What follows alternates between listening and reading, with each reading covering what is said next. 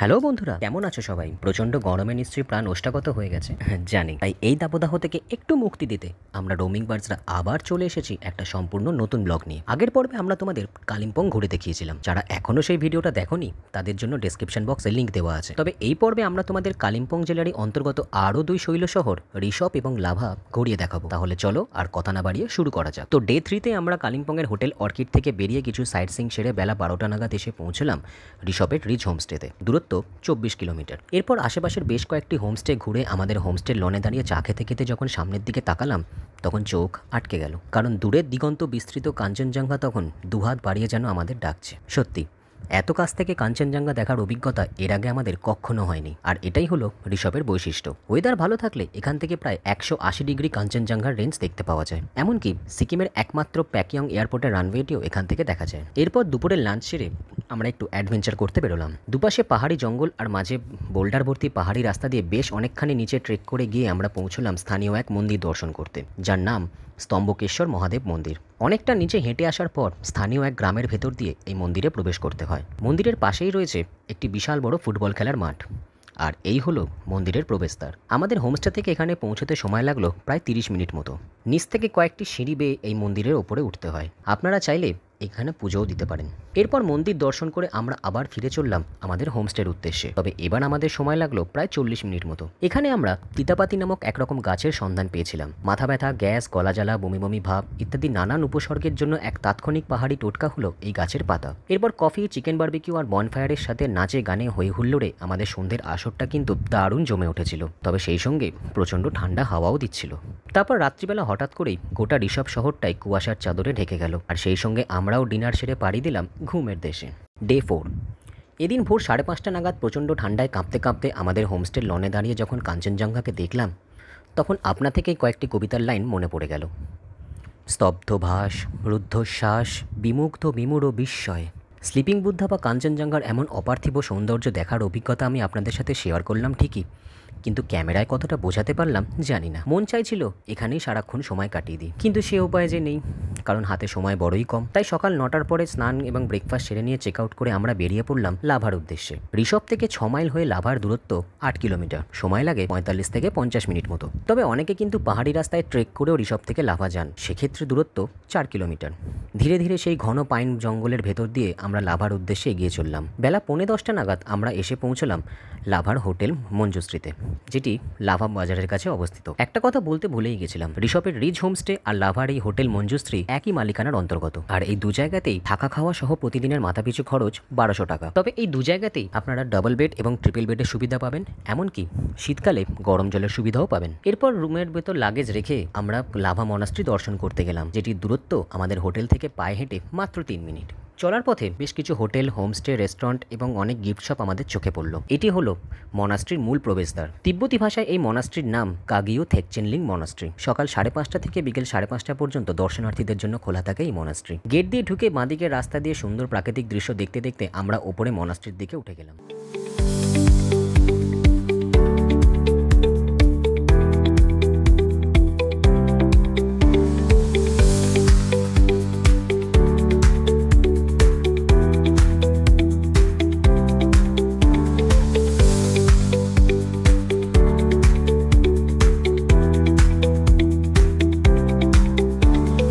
Lava মনাস্ট্রির একদিকে যেমন রয়েছে সুন্দর লাভা শহর, মন্ত্রমুগ্ধকর কাঞ্চনজঙ্ঘা, তেমনি অপর প্রান্তে রয়েছে ঘন সবুজ Neora valley national forest. Lava মনাস্ট্রির এই বিশাল চত্বরে আমরাও অন্যান্য সকলের মতো অনেকক্ষণ সময় কাটালাম এবং প্রচুর ফটো তুললাম। আর সেসব ফটো আমাদের ইনস্টাগ্রাম অ্যাকাউন্টে পোস্ট করা আছে, আপনারা চাইলে সেখানে আমাদের ফলো করে রাখতে পারেন। এটি হলো মনাস্ট্রির মূল কক্ষ। বাইরে জুতো খুলে ভেতরে প্রবেশ করার পরেই পরিবেশটা একদম পাল্টে গেল, কারণ ভেতরটা অদ্ভুত রকম ঠান্ডা এবং শান্ত। সত্যি চঞ্চল মন এখানে আসলে শান্ত হতে বাধ্য। ভেতরে গৌতম বুদ্ধের 6 প্রকার রূপ দেখতে পাওয়া যায়। তো সেখানে বেশ কিছুক্ষণ সময় কাটিয়ে বাইরে বেরোনোর পথে আমাদের চোখে পড়লো 8টি অতীব সুন্দর শান্তিস্তূপ।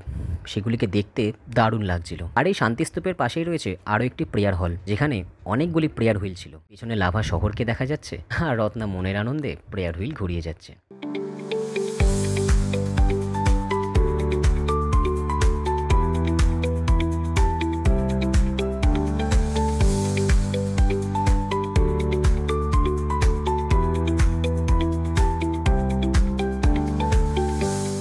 চলুন এবার আপনাদের রুমটা একটু দেখিয়ে দিই। কোইন্সিডেন্টলি এবারও আমাদের রুম নাম্বার ছিল 106। খুব বড় না হলেও বেশ পরিষ্কার পরিচ্ছন্ন রুম। রুমে ছিল একটা মাস্টার বেড, বেডের দুপাশে দুটো বেড সাইড টেবিল কাম র্যাক, ছিল লাইটের ব্যবস্থা, প্রচুর প্লাগ পয়েন্ট এবং সুইচ, ছিল একটা সেন্টার টেবিল, আর ছিল একটি এলইডি টিভি।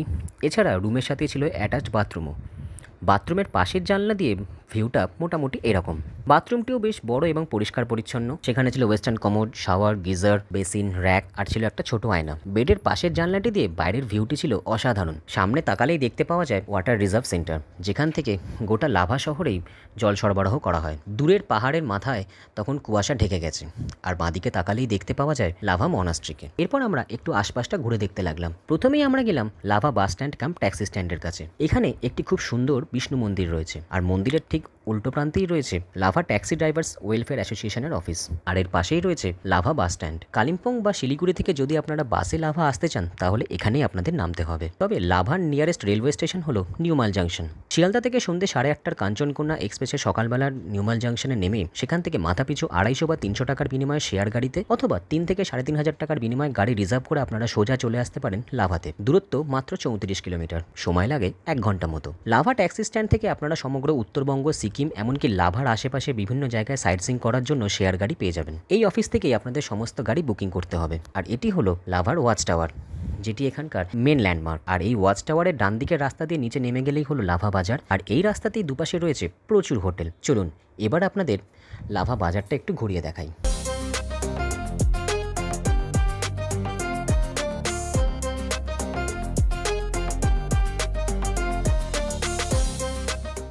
এরপর দুপুরের লাঞ্চ সেরে আমরা সাইট সিইং করতে বেরোলাম। কুয়াশা ঢাকা রাস্তা দিয়ে যেতে কিন্তু দারুণ লাগছিল, তবে মাঝে মাঝেই পাহাড় কেটে নতুন রাস্তা তৈরি হওয়ার দরুন আমাদের পৌঁছতে বেশ খানিকটা সময় লেগে গেল। প্রায় 1 ঘন্টা চলার পর আমরা এসে পৌঁছলাম গোম্বাদারা মনাস্ট্রির সামনে। বাঁদিকে বিশাল বড় একটি প্রেয়ার হুইল পার করে একটু এগোতেই চোখে পড়ল শ্বেতশুভ্র মনাস্ট্রি। দেখতে কিন্তু দারুণ লাগছিল। এই মনাস্ট্রিতেই গৌতম বুদ্ধের 2 প্রকার রূপ দেখতে পাওয়া যায়, একটি হলো সোনালী এবং অপরটি নীল। তো এই মনাস্ট্রিতে বেশ কিছুক্ষণ সময় কাটিয়ে অনেক ফটো তুলে আমরা এখান থেকে রওনা দিলাম নোকধারা লেকের উদ্দেশ্যে। পাহাড়ি গ্রাম আর দুপাশে ঘন ফুলঝাড়ু গাছের জঙ্গলের ভেতর দিয়ে প্রায় মিনিট 20 চলার পর আমরা এসে পৌঁছলাম নোকধারা বোটিং লেকের সামনে। এখানে প্রবেশ মূল্য মাথাপিছু 20 টাকা, বোটিংয়ের জন্য মাথাপিছু 70 টাকা, আর পার্কিং 50 টাকা। চারিপাশে পাহাড়ে ঘেরা আর ঘন পাইনবনের মাঝে দুর্দান্ত এক প্রাকৃতিক পরিবেশে এমন কৃত্রিম লেক সত্যিই অসাধারণ। বেশ অনেকখানি জায়গা জুড়ে এই লেকটি তৈরি করা হয়েছে। আপনারা চাইলে এই লেকের চারিপাশে পায়ে হেঁটে অথবা বোটিং করে গোটা লেকটি প্রদক্ষিণ করতে পারেন। আমরা কিন্তু পায়ে হেঁটেই প্রদক্ষিণ করেছিলাম, তবে আমাদের গ্রুপের অন্যান্য সদস্যরা বোটিং করেছিলেন। গেট দিয়ে ঢুকে বাঁদিকে কিছুটা এগোনোর পর সিঁড়ি দিয়ে নামতেই এক ঝাঁক রঙিন মাছ আপনাকে স্বাগত জানানোর জন্য সবসময় তৈরি থাকে। গেটের বাইরের দোকান থেকে 1 প্যাকেট মুড়ি কিনে নিয়ে এসে জলে ছড়িয়ে দিলেই ঝাঁকে ঝাঁকে প্রচুর মাছ এক জায়গায় সেই মুড়ি খাওয়ার জন্য জড়ো হয়, আর সেই দৃশ্য দেখতেও দারুণ লাগে। এরপর এখান থেকে আমরা ফিরে চললাম আমাদের হোটেলের উদ্দেশ্যে।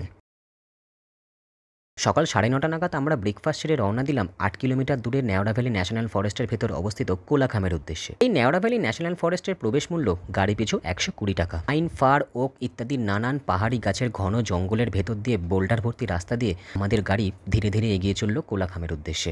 মন চাইছিল গাড়ি থেকে নেমে এই প্রাকৃতিক পরিবেশটাকে একটু উপভোগ করি, কিন্তু সময়ের বড়ই অভাব। প্রায় 1 ঘন্টা পর আমরা এসে পৌঁছলাম সাইলেন্ট ভ্যালি কোলাখামে। আর কেন এর নাম সাইলেন্ট ভ্যালি সেটা গাড়ি থেকে নামতেই টের পেলাম। চারপাশের পরিবেশটা অদ্ভুত রকম শান্ত এবং কোলাহলহীন। বেশ কয়েক বছর আগেও এই কোলাখাম খুব একটা বেশি পরিচিত ছিল না, তবে ধীরে ধীরে ভ্রমণ পিপাসু পর্যটকদের দৌলতে এক সুন্দর অফবিট ডেস্টিনেশন হিসেবে এই কোলাখাম ক্রমেই জনপ্রিয় হয়ে উঠেছে। আর তাই ধীরে ধীরে এখানে প্রচুর হোমস্টে এবং হোটেল গজিয়ে উঠেছে।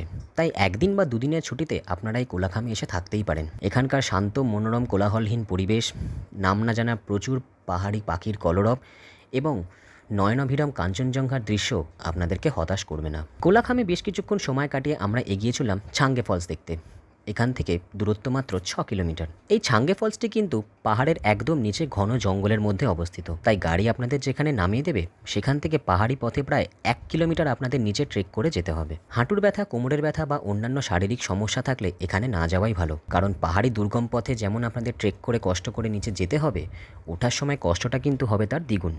তো গাড়ি আমাদের যেখান থেকে নামিয়ে দিল সেখান থেকে শুরু হলো আমাদের হাঁটার সুবিধার জন্য এখানে 10 টাকার বিনিময়ে লাঠিও পাওয়া যায়। প্রথম দিকে কয়েক ধাপ সিঁড়ি থাকলেও পরে কিন্তু পুরোটাই পাহাড়ি দুর্গম রাস্তা দিয়ে ট্রেক করে যেতে হয় এবং মাঝে মাঝে বেশ কয়েকটি এমন বাঁক আছে যেখান দিয়ে নিচে নামতে গেলে বেশ কষ্ট করতে হয়। তো প্রায় 25 মিনিট চলার পর আমরা অবশেষে এসে পৌঁছলাম ছাঙ্গে ফলসের ওয়াচ পয়েন্টে। পাহাড়ের অনেক উপর থেকে ঝর্ণার জল সোজা নিচে নেমে এসে প্রকৃতি সৃষ্ট এক গহ্বরের ভেতর দিয়ে বয়ে চলে যাচ্ছে। এমন সুন্দর প্রাকৃতিক দৃশ্য দেখার পর মনে হলো কষ্টটা সার্থক হয়েছে।